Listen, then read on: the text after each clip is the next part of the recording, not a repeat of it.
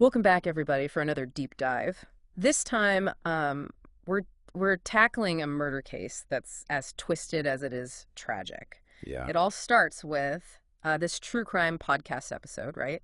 About the murder of Samuel Johnson Jr., a 26-year-old Okay. who was found dead in a San Antonio cemetery. Wow. Now, you might think a cemetery is an unusual place for Yeah. a murder, but that's just the tip of the iceberg in Well, this case. So what makes this case so fascinating is just the sheer number of people involved and the tangled web of relationships Right. they all had with the victim. It wasn't just like a random act of violence or anything. This Yeah. was carefully orchestrated Yeah. and driven by, I think, a really deadly mix of greed and desperation. It's like something out of a movie. Yeah. But unfortunately for Samuel and everyone who knew him, this was all too real. So let's start with the initial investigation. Okay. Detectives Kimberly Bauer and Lisa Miller were immediately thrust into this world of conflicting stories and hidden motives. I mean, where do they even begin to untangle this mess? Well, right away, they have this complex network of relationships to try to figure out. Yeah. I mean, so Samuel was engaged to a woman named Erica, who was pregnant at the time. Okay. He also had a child with an ex-partner, Vanessa. Mm-hmm. And Vanessa was actually the beneficiary of a life insurance policy. Oh, a life insurance policy. That's a pretty big red flag in Yeah. any murder investigation, isn't it? Absolutely, yeah. It's often, points to a financial motive, and in this case, it led them to explore the relationship between Vanessa and her sister, Susan. Okay.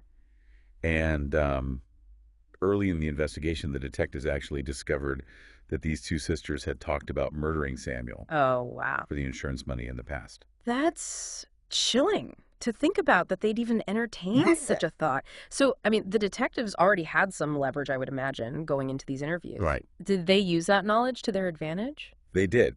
They cleverly separated the sisters for questioning, hoping to really kind of exploit any cracks in their story. Right. Lisa Miller, one of the detectives, told Susan that Vanessa was pinning the blame on her for the murder. Oh, that's a classic interrogation tactic. Right. Play the suspects against each other. Exactly. How'd Susan react to that? Did she break down right away and confess? At first, Susan denied everything. She even tried to leave the interrogation room, claiming she had nothing to do with Samuel's death. Okay. But then, while she was waiting in the lobby with her mother, something shifted. Wait a minute. With her mother? Yeah. Was she just there by chance, or is there something more to this? It gets even more intriguing. Susan's mother was actually a police sergeant, Wow, a police sergeant. which adds a whole other layer of complexity to this already convoluted case. That definitely complicates things. So with her mother, a law enforcement officer right there in the room, Susan has this sudden change of heart. Yeah. She decides to confess. And what she revealed was truly shocking.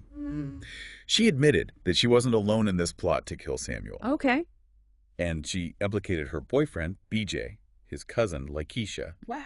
and of course her sister, Vanessa. So we've gone from a suspicious ex-partner to a full-blown conspiracy involving multiple people. Right? It's like this domino effect. Did she explain what role each of them played in Samuel's murder? Absolutely. Susan laid out the whole twisted plan, explaining that Vanessa was the mastermind behind it all. Yeah. Driven by, this big life insurance payout Right. and maybe even jealousy, Vanessa had manipulated the others, using her financial control over them Wow. to kind of force their participation. So it sounds like Vanessa was using money as a weapon, Right. exploiting their vulnerabilities to get what she wanted. But confessions are one thing. Mhm. Did the detectives find any hard evidence to back up Susan's claims? Oh, they did, and quite a lot of it. They found bloodstains in the trunk of Samuel's car, shell casings, and burned clothing at a remote property. Okay. And perhaps most importantly, the details in Susan and Lakeisha's separate confessions corroborated each other perfectly. So the pieces of the puzzle were starting to fall into place. But what about Vanessa? Did she just roll over and admit to her role in all of this? Not quite. Vanessa took a different approach. Instead of confessing, she tried to paint a very different picture of Samuel, Okay. claiming that he was suicidal and leading a secret, dark life. Whoa, so a classic blame the victim tactic. Right. That's a bold move, especially with all this evidence stacking up against her. Did the detectives buy it? They were skeptical, to say the least. Yeah. The timing of these revelations just seemed a little too convenient for Vanessa, Right. and her own behavior raised some red flags. She even had a possible suicide attempt after her initial interview. Wow. which only fueled their suspicions. So she might have been trying to create a distraction, Right. shift the focus away from her own actions. But with all this evidence Yeah. and conflicting stories, what was the final outcome? Did justice prevail in this case? Well, that's where things get even more complicated, and you'll have to wait till part 2 to find out what happened to Vanessa and the others involved in this twisted plot. Yeah. So I'm sure you're wondering what happened to Vanessa and everyone else involved in this crazy scheme. Yeah. Well, the legal proceedings were almost as complicated as the investigation itself. I can only imagine. We got multiple suspects, conflicting stories, Right? a web of relationships. It's enough to make anyone's head spin. So walk me through it. Who ended up facing justice? Well, Susan and Lakeisha, realizing the weight of the evidence against them, decided to take plea deals. Okay. Susan, who played a more active role, received a 30-year prison sentence, Okay. while Lakeisha, who had a more peripheral involvement, got 15 years. So some measure of accountability for them. But what about Vanessa? She was the alleged mastermind Right. behind this whole plot. Surely she didn't escape punishment? No, she didn't. Vanessa maintained her innocence throughout the trial, but the jury ultimately saw through her charade, Wow. and she was convicted of murder and sentenced to a whopping 70 years in prison. 70 years, that's a serious sentence. Right? It seems like justice was served in her case. Yeah, But what about BJ, the alleged triggerman? right. Did he face any consequences for his role in Samuel's death? That's where things get a little frustrating. Okay. BJ was actually acquitted of all charges. Wait, what?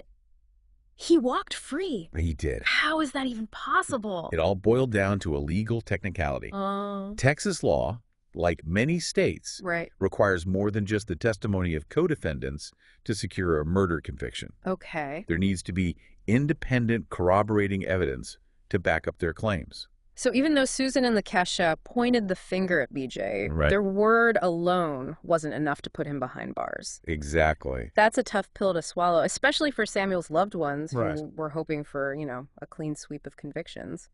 It feels like a loophole in the system allowed him to escape accountability. It definitely highlights the complexities and sometimes limitations of the legal system. Yeah. Justice isn't always as black and white as we'd like it to be. It's a harsh reality, but you're right. There are always nuances and unforeseen obstacles. Speaking of complexities, let's circle back to Susan's mother, the police sergeant. Right. We haven't talked about her potential involvement in all of this. Do we know if she was aware of her daughter's plot? That remains one of the biggest unanswered questions in this entire case. Okay. The detectives looked into it, of course. Yeah. But they were never able to definitively prove that she knew what her daughters were planning. It's almost unfathomable to think that a law enforcement officer sworn to uphold the law might have been aware of such a heinous plan and chosen to remain silent. It's tough. But then again, the bond between a mother and her children is incredibly strong. Yeah, It's a moral dilemma with no easy answers. precisely. And it's important to remember that we're only privy to the information revealed during the investigation. There might be details, conversations, Yeah. or even suspicions that were never brought to light. So we're left to speculate about the true extent of her knowledge and the internal conflict she must have faced. Did her position as a police officer influence her actions? Or did she act solely out of maternal instinct? Yeah. It's a tangled web, that's for sure. There's also another loose end in this case that continues to baffle investigators. Oh, there's more. I thought we had covered all the twists and turns. What else is there? Remember, Samuel's body was found in the cemetery, but his car was discovered abandoned miles away. Right. None of the four confessed to moving his body. Right. That detail always stuck out to me. Did the detectives ever figure out who moved the body and why? They have a theory, but it's never been definitively proven. Okay. They believe that opportunistic car thieves might have stolen Samuel's car, Okay. completely unaware that there was a body in the trunk. So they stumbled upon a dead body and panicked. Yeah. What did they do next, according to this theory? The detectives believe that the thieves, fearing they'd be implicated in the murder, Decided to dump the body in the cemetery, Right. figuring it would be less suspicious than leaving it on the side of the road. Okay. Then they abandoned the car in a different location to cover their tracks. It's a plausible scenario, but still just a theory. It's unsettling to think that someone might have gotten away with tampering with a crime scene, Right. even if unintentionally. It really underscores the chaotic nature of crime and the fact that sometimes things happen Yeah, that simply defy explanation. yeah. There are still so many unanswered questions in this case. It's a sobering thought that even with convictions and prison sentences, there are still mysteries that may never be solved. Right. But while we can't change the past or bring Samuel back, we can learn from this tragedy. Absolutely. This case offers valuable insights into the human psyche, the allure of greed, Yeah. and the ripple effects of violence. It also highlights the importance of financial responsibility. Right. And the dangers of falling into desperate situations. But beyond those practical lessons, what's the bigger message? Right. The one thing you hope our listener will take away from this deep dive. You know, it's easy to get caught up in all the twists and turns of the investigation, the legal battles, all the lingering mysteries. But we can't forget about the human cost of this whole thing. Samuel's life was cut short, and his loved ones are left to, pick up the pieces. Right, absolutely. We might be fascinated by all the intricacies of the case, but we got to remember this was a real person with a family and dreams, aspirations. Those who loved him are the ones that bear the brunt of all this pain and grief. Yeah, it's heartbreaking to think about all the ripple effects of this crime. Samuel's fiancée, Erica, was pregnant with his child at the time of the murder. Right. I mean, just imagine losing your partner, the father of your child, in such a sudden and brutal way. It's just unimaginable. And on top of all that, she was about to start a family with him. Right, exactly. Yeah. And then there's Samuel's child. With Vanessa growing up knowing that both parents are incarcerated, that's a heavy burden for a child to carry. Sure. The weight of their parents' actions. Yeah, it makes you wonder about the long-term impact on those children, the challenges they'll face as they navigate life without their parents. How does society support children in these situations? Children who are essentially innocent victims of their parents' choices. Yeah, that's a really crucial question. It really highlights the need for comprehensive support systems for children of incarcerated parents. Yeah. These kids, they often face stigma, economic hardship, and emotional trauma.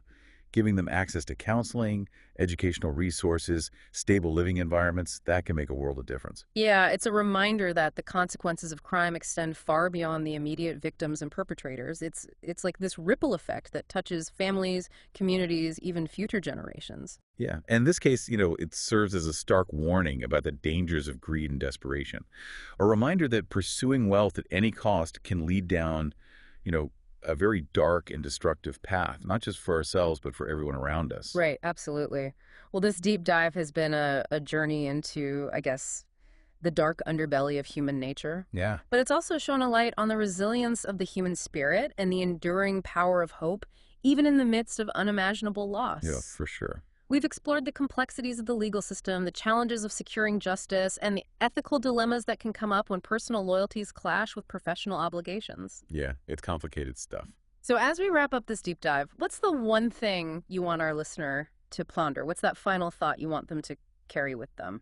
Well, I'd ask the listener to consider the lasting impact of this crime on everyone involved. Think about the detectives who really poured their hearts and souls into this investigation, the lawyers who fought tirelessly for justice, the jurors who had to weigh all the evidence, make these really difficult decisions. And of course, remember Samuel's family and friends, forever grappling with the loss of their loved one. It's a powerful reminder that every action has a consequence, and that even when faced with tragedy, there's always hope for healing and a chance to learn from the past. Thanks for joining us on this deep dive, and we hope you'll join us again as we explore other captivating stories and unravel the mysteries that lie beneath the surface of our world.